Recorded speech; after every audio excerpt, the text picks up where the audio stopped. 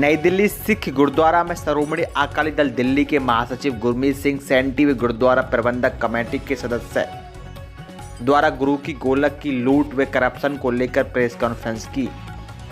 श्रोमणी अकाली दल दिल्ली के महासचिव गुरमीत सिंह सैंटी द्वारा पूर्व अध्यक्ष मंजीत सिंह जी के वर्तमान अध्यक्ष मनजिंदर सिंह सिरसा दोनों ने मिलकर घोटाले को अंजाम दिया है।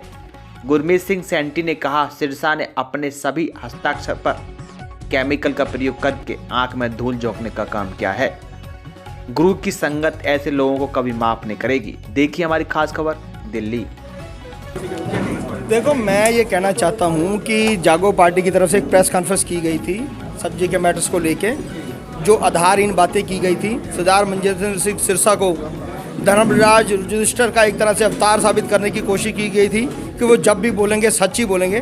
तो मैंने बताया कि उनके एफिडेविट की कितनी वैल्यू है और वो किस समय पर कौन सा एक्शन लेते हैं वो सबको मालूम है। तो मैंने उस बात का खुलासा करने के लिए कि वो उन्होंने एफिडेविट क्यों डाला और इसके पीछे उनकी मंशा क्या है, इस बात को क्लियर किया विद तथ्यों के साथ आप लोगों के सामने।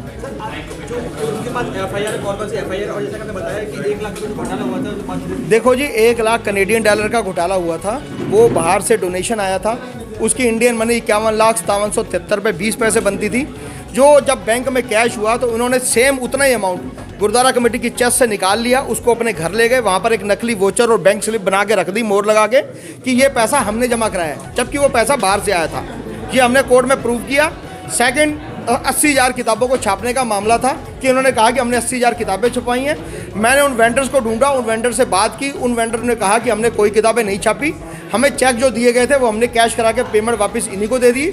आज की डेट में उन वेंडर्स ने अपनी स्टेटमेंट भी पुलिस में भी दे दी है और कोर्ट में भी 306 सीआरपीसी के लिए उन्होंने अपनी वो एप्लीकेशन मूव कर रखी है कि हमें सरकारी गवाह बनाया जाए, क्योंकि हम गुरु की गोलक से किसी तरह की धोखाधड़ी नहीं चाहते।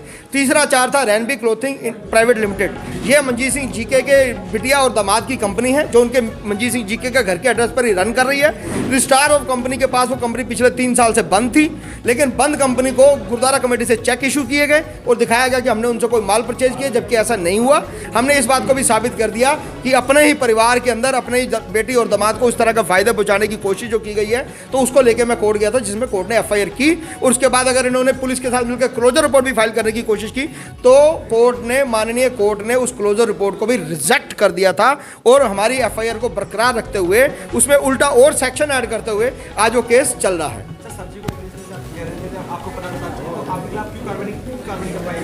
मेरा कहने का ये मतलब है, सांच को आँच नहीं।